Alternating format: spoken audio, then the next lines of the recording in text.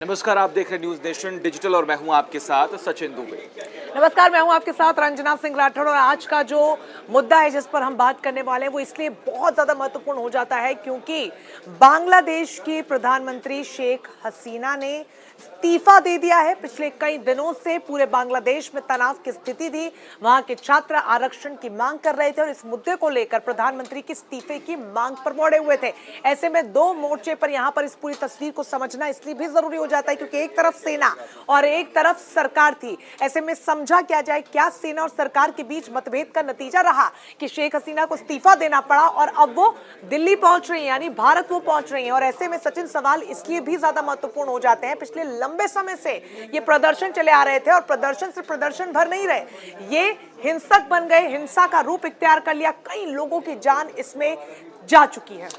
देखिए, इतिहास बहुत लंबा है, बहुत पुराना है। 1971 में जब पाकिस्तान से बांग्लादेश अलग हुआ और 1972 में ये आरक्षण की जो नियम जो कानून बने उसको लेकर उस वक्त तो माहौल बहुत शांत था, लेकिन इसके बाद शेख हसीना सरकार ने इसे लागू जो था उसे ख़त्म करवा दिया और इसके बाद तमाम चर्चाएं हुई, कोर्ट में भी ये पूरा मुद्दा उठा। उसके बाद जो 30% आरक्षण था उसे पहले ख़त्म किया गया, फिर 18 में जब तमाम चर्चाएं, उसके बाद फिर 5% है वो पिछले महीने जुलाई में ही उसे वापस से लागू कर दिया गया था। लेकिन उसके बाद भी जमकर प्रोटेस्ट, नारेबाजी हमने देखी और वहाँ पर लगभग अगर अनुमान लगाएं तो 200 से अधिक लोगों की जान चली गई है और कई ऐसे जवान जो घायल भी हुए हैं।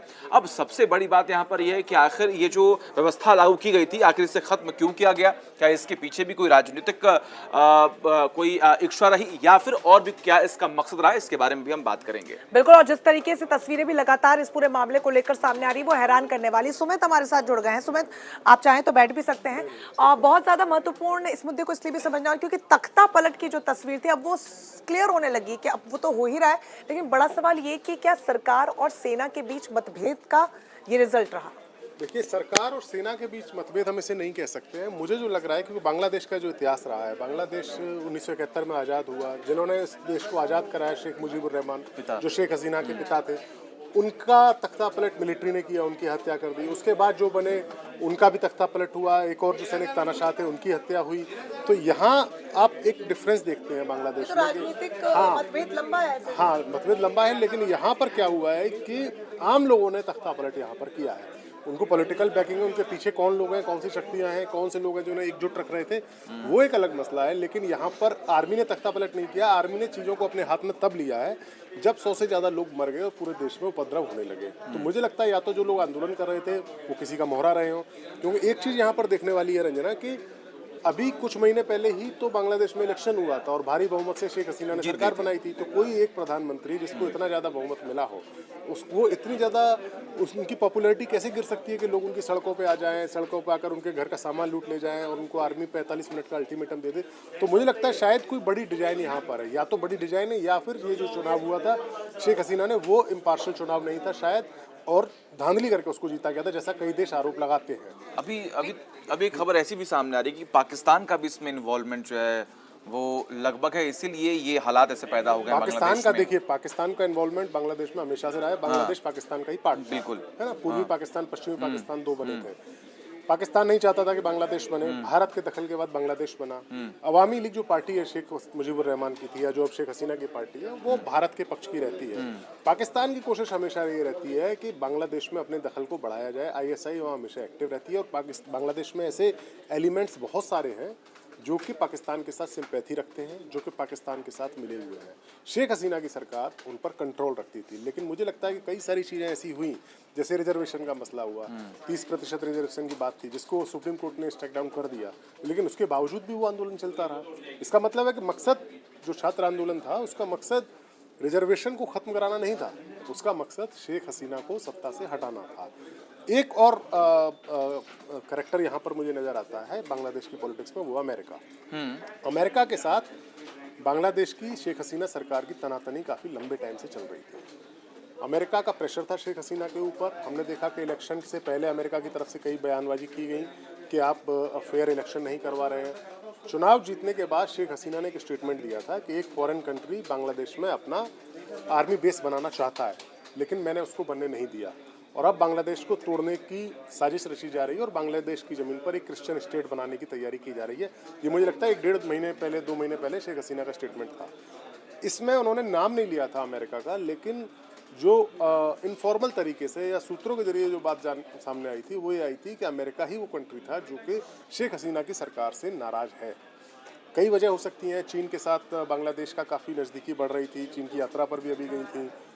हो सकता है अमेरिका ये चाहता हो कि वो चीन को कंट्रोल करने के लिए अमेरिका वहाँ इतनी सारी चीजें हो रही थी, लेकिन शेख हसीना ने अभी कुछ दिनों पहले, अभी जब ये कोर्ट की तरफ से फैसला आया तो उन्होंने एक प्रेस कॉन्फ्रेंस की, मेरे ख्याल से उन्होंने स्टेटमेंट दिया कि मैं नहीं चाहती कि हालात और भी खराब हों, लेकिन जो ये विरोध कर रहे हैं कोई छात्र नहीं है, ये आतंकवादी हैं और मैं अपनी आवाम से ये अनुरोध करती हूँ कि उन्हें ये उपद्रव फैलाने की कोई अनुमति ना दे, उनको रोकें। आतंकवादी, और उन्होंने जो शब्द यूज किया था ना, रजाकार, उन्होंने कहा था कि ये रजाकार है। रजाकार कौन थे? रजाकार वो लोग थे जब बांग्लादेश के लोग अपनी आज़ादी के लिए संघर्ष कर रहे थे तो जो लोग पाकिस्तान की फौज के साथ थे उस वक्त और जिन्होंने कत्लेआम मचाया था वो लोग रजाकार थे। रजाकारों को काफ़ी नफरत की दृष्टि से देखा जाता है बांग्लादेश में, और जब आंदोलनरत छात्रों को शेख हसीना ने रजाकार कहकर संबोधित किया तो ये आंदोलन और ज़्यादा उग्र हो गया। गलती शेख हसीना की ये है कि 2009 से लगातार वो सत्ता में है, लेकिन वो अपने देश की नब्ज को भांप नहीं पाई। उनके खिलाफ इतना बड़ा गुस्सा पनप रहा है कि इतने लोग, इतने सारे छात्र, युवा शक्ति पूरी उनके खिलाफ आ गई और वो उसको भांप नहीं पाई, और वो एक कॉम्प्लिसेंसी में रही कि हम लोग मैनेज कर लेंगे, आर्मी हमारी मैनेज कर लेगी। और जिस आर्मी चीफ को उन्होंने खुद नियुक्त किया था उन्होंने ही उन्हें 45 मिनट का अल्टीमेटम दे दिया कि आप देश छोड़कर चले जाओ, संभवतः वो भारत ही आ रही है। बड़ा सवाल ये भी है, चूंकि आपने अभी जिक्र किया कि उनके पिता की भी अब सेना के साथ जो विरोध रहा है, फिर हत्या कर, क्या उस डर से, पहला तो नंबर 1 कि वो वहां से भाग गई, वहां से उन्होंने इस्तीफा दिया और अपना देश छोड़ दिया। दूसरा ये कि सेना का जो आप कह रहे हैं कि मतभेद क्लियरली हम उसको नहीं नोटिफाई कर सकते हैं, लेकिन अब जब सेना ने प्रमुख ने जो प्रेस कॉन्फ्रेंस की, उन्होंने कहा कि बैलेंस बनाने की कोशिश की जाएगी, बातचीत की जाएगी, वो तो आप पहले भी कर सकते थे ना सरकार के साथ मिलके। तो ये स्थिति नहीं आती, आपने इस मुआयने तक लाके खड़ा किया चीजों को। अब तो उन्होंने कह दिया कि 24 घंटे में हम वो बना देंगे, सरकार बना देंगे, अंतरिम सरकार बना देंगे। वो देखिए, सेना को इंटरवेन कब करना पड़ा? सेना को इंटरवेन तब करना पड़ा जब चीजें हाथ से निकल गई। यहाँ पे बात यह है कि जिस तरीके से तख्ता पलट बांग्लादेश में इससे पहले हुए हैं उसमें सेना के ही लीडर ने, सेना के अफसर ने सत्ता को अपने हाथ में लिया है।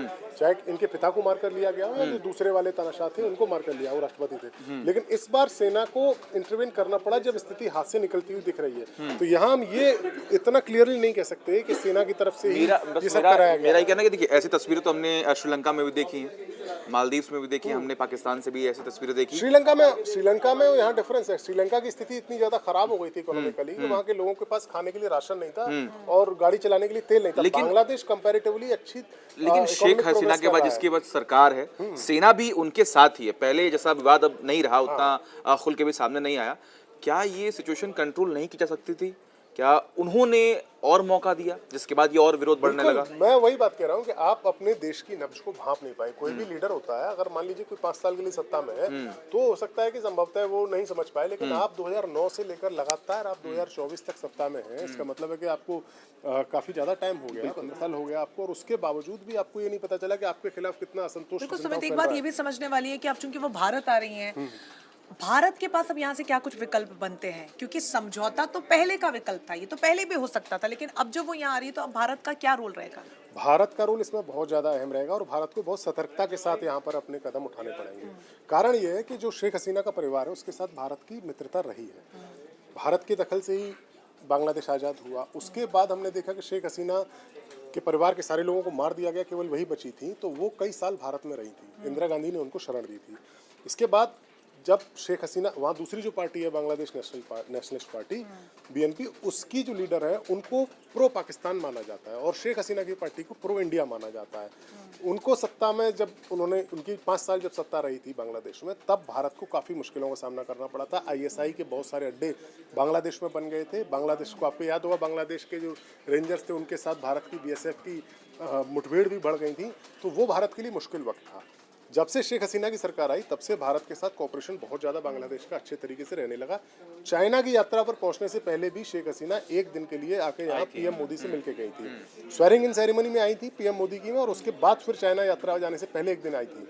यानी शेख हसीना की सरकार भारत के साथ काफ़ी अच्छी ट्यूनिंग के साथ काम कर रही थी। अब जब इस तरीके की परिस्थितियां बनती हैं सुमित, तो ऐसे में अब राजनीतिक पटल पर अगर देखा जाए तो किस तरीके से उसको समझा जाए, अब जब वो यहाँ आई तो कितना समय वो रह सकती हैं, अगर आप इसको एथिकली और लॉजिकली देखने की कोशिश करें, या यहाँ से वो कहीं और जाने का उनका प्लान हो सकता है, किस तरीके से ये परिस्थिति देखिए, समझेगी? भारत को इस समय ना बड़ा सोच समझ के कदम उठाना पड़ेगा। भारत उनको राजनीतिक शरण देगा नहीं देगा। अभी जब यहाँ आई है तो इसका मतलब है कि भारत उनका बेस्ट प्रोटोकॉल फ्रेंड है। क्या हाँ, कहते हैं? प्रोटोकॉल नहीं, देखिए ये गवर्नमेंट की डिस्क्रिशनरी पावर पर डिपेंड करता है कि वो राजनीतिक शरण किसी को देते हैं या नहीं देते हैं। भारत को इसके पॉजिटिव नेगेटिव एस्पेक्ट दोनों देखने पड़ेंगे कि शेख हसीना के प्रति बांग्लादेश में लोगों के मन में इतना ज़्यादा गुस्सा है, और उनको अगर भारत शरण देता है तो फिर as a whole nation Bangladesh के सेंटिमेंट्स भारत के खिलाफ भी हो सकते हैं।